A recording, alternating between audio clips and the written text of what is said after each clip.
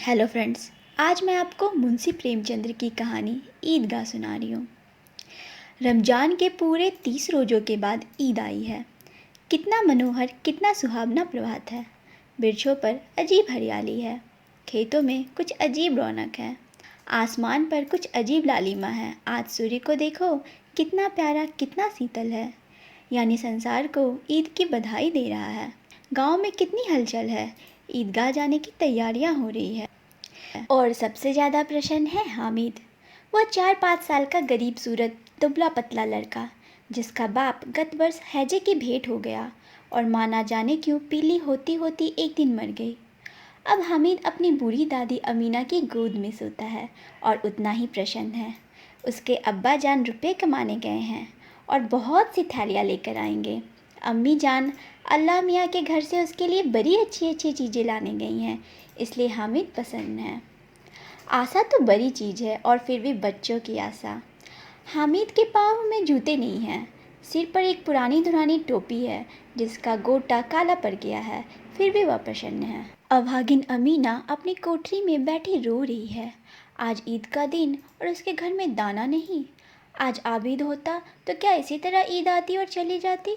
हामिद भीतर जाकर दादी से कहता है, तुम डरना नहीं अम्मा, मैं सबसे पहले आऊँगा, बिल्कुल न डरना। अमीना का दिल कचोट रहा है। गांव के बच्चे अपने अपने बाप के साथ जा रहे हैं। हामिद का बाप अमीना के सिवा और कौन है। उसे कैसे अकेले मेले में जाने दे। उस भीड़ भाड़ में बच्चा कहीं खो जाए तो क्या होगा। नहीं, अमीना उसे यूं न जाने देगी। नन्ही सी जान, 3 कोस चलेगा कैसे।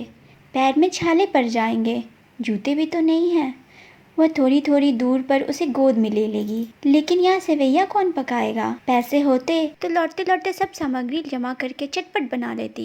यहाँ तो घंटों चीजों जमा करने में लगेंगे। मांगे का ही तो भरोसा ठहरा। उस दिन फहीमन के कपड़े सिले थे, 8 आने पैसे मिले थे। उस अठन्नी को ईमान की तरह बचाती चली आई थी इसी ईदी के लिए। लेकिन कल ग्वालिन सिर पर सवार हो गई तो क्या करती। हामिद के लिए कुछ नहीं है तो 2 पैसे का दूध तो चाहिए ही। अब तो कुल 2 आने पैसे बच रहे हैं। 3 पैसे हामिद की जेब में, 5 अमीना के बटुए में। यही तो बिसात है। और ईद का त्योहार अल्लाह ही बेड़ा पार लगा। गाँव से मेला चला और बच्चों के साथ हामिद भी जा रहा था।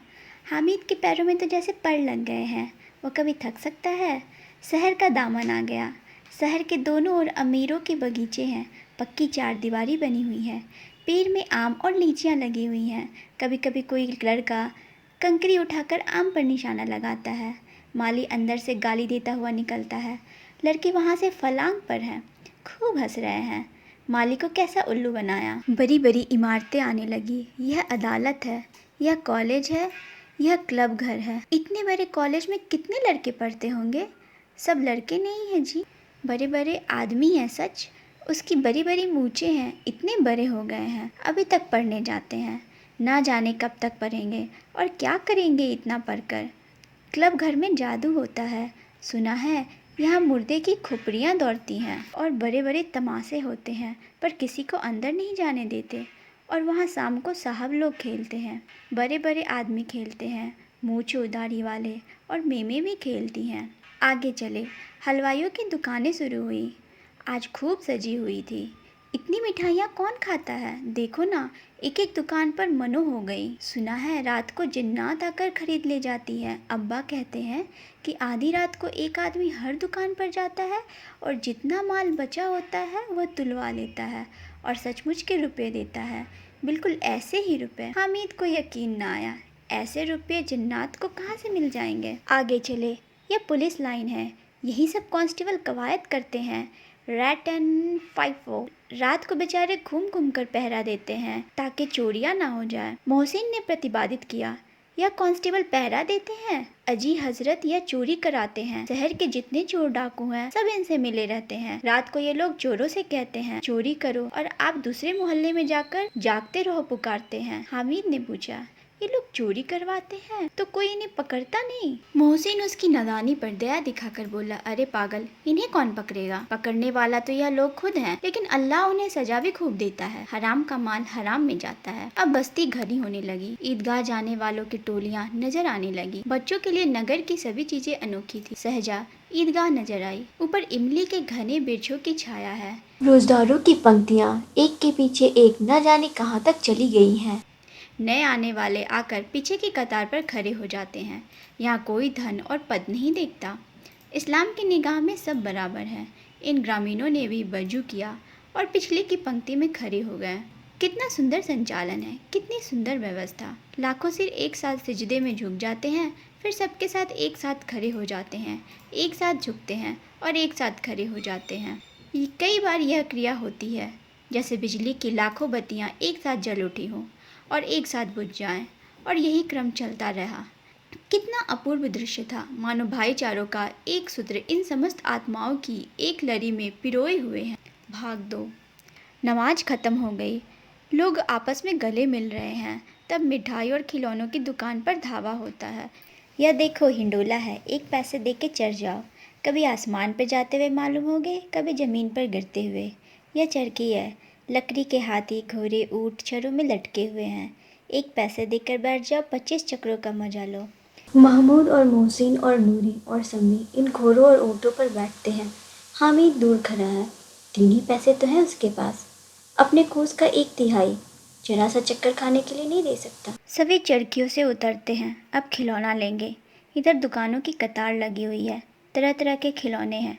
सिपाही और गुजरिया, राजा और वकील, भिस्ती और धोबिन और साधु। वाह कितने सुंदर खिलौने हैं। अब बोलना ही चाहते हैं। महमूद सिपाही लेता है, जो कि खाकी वर्दी और लाल पगड़ी वाला होता है। कंधे पे बंदूक रखे हुए मालूम होता है।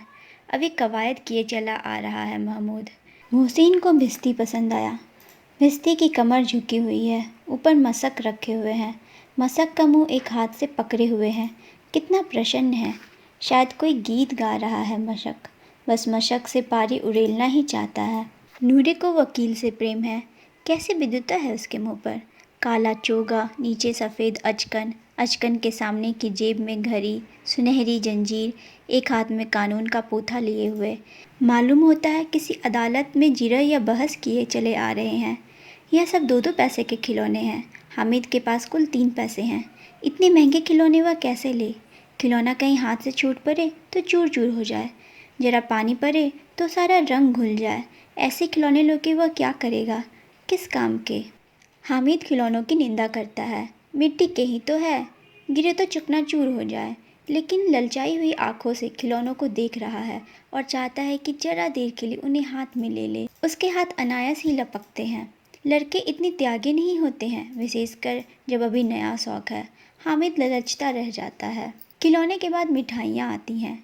किसी ने रेवड़ियाँ ली हैं, किसी ने गुलाब जामुन, किसी ने सोहन हलवा। मज़े से खा रहे हैं। हामिद बिरादरी से पृथक है। अभागे के पास सिर्फ 3 पैसे हैं, क्यों नहीं कुछ लेकर खाता। ललचाई आंखों से सबकी ओर देखता है हामिद। मोहसिन कहता है, हामिद रेवड़ी ले जा, कितनी खुशबूदार है। हामिद को संदेह हुआ, मोहसिन इतना उदार नहीं है, लेकिन यह जानकर भी वह उसके पास जाता है। मोहसिन दोने में एक रेवड़ी निकालकर हामिद की ओर बढ़ाता है। हामिद हाथ फैलाता है, मोहसिन रेवड़ी को अपने मुंह में रख लेता है। महमूद, नूरे और समी खूब तालियां बजा बजा कर हंसते हैं। हामिद खिसिया जाता है। मिठाइयों के बाद कुछ दुकानें लोहे की चीजों की, कुछ गिलट और कुछ नकली गहनों की। लड़कों के लिए यहाँ कोई आकर्षण न था, वे सब आगे बढ़ जाते हैं। हामिद लोहे की दुकान पर रुक जाता है। कई चिमटे रखे हुए थे। उसे ख्याल आया, दादी के पास चिमटा नहीं है। तवे से रोटियां उतारती हैं तो हाथ जल जाता है। अगर वह चिमटा ले जाकर दादी को दे दे तो वह कितना प्रसन्न होंगी, फिर उनकी उंगलियां कभी ना जलेंगी। घर में एक काम की चीज हो जाएगी। खिलौनों से क्या फ़ायदा, व्यर्थ में पैसे खराब होते हैं। हामिद के साथ ही आगे बढ़ गए हैं। सबील पर सबके सब शरबत पी रहे हैं। देखो सब कितनी लालची हैं। इतनी मिठाइयाँ ली, मुझे किसी ने एक भी ना दी। उस पर कहते हैं मेरे साथ खेलो, मेरा यह काम करो। अम्मा चिमटा देखते ही दौड़कर मेरे हाथ से ले लेंगी और कहेंगी, मेरा बच्चा अम्मा के लिए चिमटा लाया है, कितना अच्छा लड़का है। इन लोगों के खिलौने पर इन्हें कौन दुआएं देगा। बड़ों की दुआएं सीधे अल्लाह के दरबार में पहुँचती है और तुरंत ही सुनी जाती है। मेरे पास पैसे नहीं है तभी तो मोहसिन और महमूद यूं मिजाज दिखाते हैं। मैं गरीब से ही किसी से कुछ मांगने तो नहीं जाता। आखिर अब्बा जान कभी ना कभी आएंगे, अम्मा भी आएंगी, फिर इन लोगों से पूछूंगा कितने खिलौने लोगे। एक एक को टोकरिया खिलौने दूं और दिखा दूं कि दोस्तों के साथ इस तरह का सलूक किया जाता है। यह नहीं कि एक पैसे की रेवड़ियां ली तो चिढ़ा चिढ़ा के खाने लगे। सबके सब हंसेंगे कि हामिद ने चिमटा लिया है। हंसे मेरी बला से। उसने दुकानदार से पूछा, यह चिमटा कितने का है? दुकानदार ने उसकी ओर देखा और कोई आदमी साथ न देखकर कहा, तुम्हारे काम का नहीं है जी। हामिद ने कहा, बिकाऊ है कि नहीं, यहाँ क्यों लाद लाए हैं? दुकानदार ने कहा, बिकाऊ है। तो हामिद ने कहा कि तो बताते क्यों नहीं कि कितने पैसे की है? दुकानदार ने कहा, 6 पैसे लगेंगे। हामिद का दिल बैठ गया। दुकानदार ने कहा, ठीक ठीक 5 पैसे लगेंगे, लेना हो तो लो, नहीं तो चलते बनो। हामिद ने कलेजा मजबूत करके कहा, 3 पैसे लोगे? यह कहता हुआ वह आगे बढ़ गया कि दुकानदार की घुड़कियां ना सुने। लेकिन दुकानदार ने घुड़कियां नहीं दी, बुलाकर चिमटा दे दिया। हामिद ने उसे इस तरह कंधे पर रखा मानो बंदूक है और शान से अकड़ता हुआ संगियों के पास आया। मोहसिन ने हंसकर कहा, यह चिमटा क्यों लाए पगले, इससे क्या करेगा? हामिद ने चिमटे को जमीन पर पटक कर कहा, जरा अपना भिस्ती जमीन पर गिरा दो, सारी पसलियां चूर चूर हो जाए बच्चों की। महमूद बोला, तो यह चिमटा कोई खिलौना है? हामिद ने कहा, खिलौना क्यों नहीं है, अभी कंधे पे रखा, बंदूक हो गई, हाथ में ले लिया, फकीरों का चिमटा हो गया। चाहूँ तो इससे मजीरे का काम ले सकता हूँ। एक चिमटा जमा दूं तो तुम लोगों के सारे खिलौने की जान निकल जाए। तुम्हारे खिलौने कितना ही जोर लगा ले, मेरे चिमटे का बाल भी बांका नहीं कर सकते। मेरा बहादुर शेर है चिमटा। सम्मी ने खंजरी ली थी, प्रभावित होकर बोला, मेरी खंजरी से बदलोगे? 2 आने की है। हामिद ने खंजरी की ओर उपेक्षा से देखा। मेरा चिमटा चाहे तो तुम्हारी खंजरी का पेट फाड़ दे, बस एक चमड़े की झिल्ली लगा दी। ढप ढप बोलने लगी, जरा सा पानी लग जाए तो खत्म हो जाए। मेरा बहादुर चिमटा आग में, पानी में, आंधी में, तूफान में बराबर डटा खड़ा रहेगा। चिमटे ने सभी को मोहित कर लिया। लेकिन अब पैसे किसके पास धरे हैं? फिर मेले से दूर निकल आए हैं। 9 कब के बज गए। धूप तेज हो रही है, घर पहुंचने की जल्दी हो रही है। बाप से जिद भी करे तो चिमटा नहीं मिल सकता। हामिद है बड़ा चालाक, इसलिए बदमाश ने अपने पैसे बचा रखे थे। अब बालकों के 2 दल हो गए, मोहसिन, महमूद, सम्मी और नूरे एक तरफ और हामिद अकेला दूसरी तरफ। हामिद के पास न्याय का बल है और नीति की शक्ति। एक और मिट्टी है, दूसरी तरफ लोहा, जो इस वक्त अपने को फौलाद कह रहा है। वह अजय है, घातक है। अगर कोई शेर आ जाए तो मियाँ भिस्ती के छक्के छूट जाए, मियाँ सिपाही मिट्टी की बंदूक छोड़कर भागे, वकील साहब की नानी मर जाए, चोंगे में मुंह छिपाकर जमीन पर लेट जाए, मगर यह चिमटा, यह बहादुर, यह रुस्तमे हिंद लपककर शेर की गर्दन पर सवार हो जाएगा और उसकी आंखें निकाल लेगा। मोहसिन ने एड़ी चोटी का जोड़ लगाकर कहा, अच्छा पानी तो नहीं भर सकता? हामिद ने चिमटे को सीधा करके कहा, भिस्ती को एक डांट बताएगा तो दौड़ा हुआ पानी लाकर उसके द्वार पर छिड़कने लगेगा। मोहसिन परास्त हो गया, पर महमूद ने कुमुक पहुंचाई, अगर बच्चा पकड़ा जाए तो अदालत में बंदे बंदे फिरेंगे, तब तो वकील साहब के पैरों पर होगे। हामिद इस प्रबल तर्क का जवाब न दे सका। उसने पूछा, हमें पकड़ने कौन आएगा? नूरे ने अकड़ कर कहा, यह सिपाही बंदूक वाला। हामिद ने मुंह चिढ़ाकर कहा, यह बेचारे हम बहादुर रुस्तमे हिंद को पकड़ेंगे? अच्छा लाओ, अभी जरा कुश्ती हो जाए, इसकी सूरत देखकर दूर से भागोगे, पकड़ेंगे क्या बेचारे? मोहसिन को एक नई चोट सूझ गई, तुम्हारे चिमटे का मुंह रोज आग में जलेगा। उसने समझा था कि हामिद लाजवाब हो जाएगा, लेकिन यह बात ना हुई। हामिद ने तुरंत जवाब दिया, आग में तो बहादुर ही कूदते हैं जनाब। तुम्हारे यह वकील, सिपाही और भिस्ती घर में घुस जाएंगे। आग में वह काम है जो यह रुस्तमे हिंद ही कर सकता है। महमूद ने एक जोड़ लगाया, वकील साहब कुर्सी मेज पर बैठेंगे, तुम्हारा चिमटा तो बावर्ची खाने में जमीन पर पड़ा रहेगा। हामिद ने कहा, मेरा चिमटा बावर्ची खाने में नहीं रहेगा। वकील साहब कुर्सी पर बैठेंगे तो जाकर उन्हें जमीन पर पटक देगा और उनका कानून उनके पेट में डाल देगा। कानून को पेट में डालने वाली बात ऐसी छा गई कि तीनों सूरमा मुंह ताकते रह गए। हामिद ने मैदान मार लिया, उसका चिमटा रुस्तमे हिंद है। अब इसमें मोहसिन, महमूद, नूरे, सम्मी किसी को भी आपत्ति नहीं हो सकती। विजेता को हराने वालों को जो सत्कार मिलना स्वाभाविक है, वह हामिद को भी मिला। औरों ने 3-3, 4-4 आने खर्चे किए, पर कोई काम की चीज न लेके हामिद ने 3 पैसे में रंग जमा लिया। सच ही तो है, खिलौनों का क्या भरोसा, टूट फूट जाएंगे। हामिद का चिमटा तो बना रहेगा बरसों। संधि की शर्तें तय होने लगी। मोहसिन ने कहा, जरा अपना चिमटा दो, हम भी देखें। तुम हमारा भिस्ती लेकर देखो। महमूद और नूरे ने भी अपने अपने खिलौने पेश किए। हामिद को इन शर्तों को मानने में कोई आपत्ति न थी। चिमटा बारी बारी से सबके हाथ में गया और उनके खिलौने बारी बारी से हामिद के हाथ में आए। हामिद ने सोचा, कितने खूबसूरत खिलौने हैं। हामिद ने हारने वालों के आंसू पोंछे और बोला, मैं तुम्हें चिढ़ा रहा था सच, यह चिमटा भला इन खिलौनों की क्या बराबरी करेगा। लेकिन मोहसिन की पार्टी को इस दिलासे से संतोष नहीं होता। चिमटे का सिक्का खूब बैठ गया था। चिपका हुआ टिकट अब पानी से नहीं छूट रहा है। मोहसिन ने कहा, लेकिन इन खिलौनों के लिए कोई हमें दुआ तो ना देगा। महमूद ने कहा, दुआ के लिए फिरते हो, उल्टे मार ना पड़े। अम्मा जरूर कहेंगी कि मेले से यह मिट्टी के खिलौने मिले। हामिद को स्वीकार करना पड़ा कि खिलौनों को देखकर किसी की माँ इतनी खुश न होगी जितनी दादी चिमटे को देखकर होंगी। 3 पैसे में ही तो उसे सब कुछ करना था। उन पैसों के इस उपयोग पर पछतावा की बिल्कुल जरूरत न थी। फिर अब तो चिमटा रुस्तमे हिंद है और सभी खिलौनों का बादशाह। रास्ते में महमूद को भूख लगी। उसके बाप ने केले खाने को दिए थे। महमूद ने केवल हामिद को साझी बनाया। उसके अन्य मित्र मुंह ताकते रह गए। यह सब चिमटे का प्रसाद था। भागते 11 बजे गांव में हलचल मच गई। मेले वाले आ गए। अब मियाँ हामिद का हाल सुनिए। अमीना उसकी आवाज सुनते ही दौड़ी और उसे गोद में उठाकर प्यार करने लगी। सहसा उसके हाथ में चिमटा देखकर वह चौंकी। अमीना ने कहा, यह चिमटा कहाँ था? हामिद ने कहा, मैंने मोल लिया है। अमीना ने कहा, क्या पैसे का? हामिद ने कहा, 3 पैसे दिए।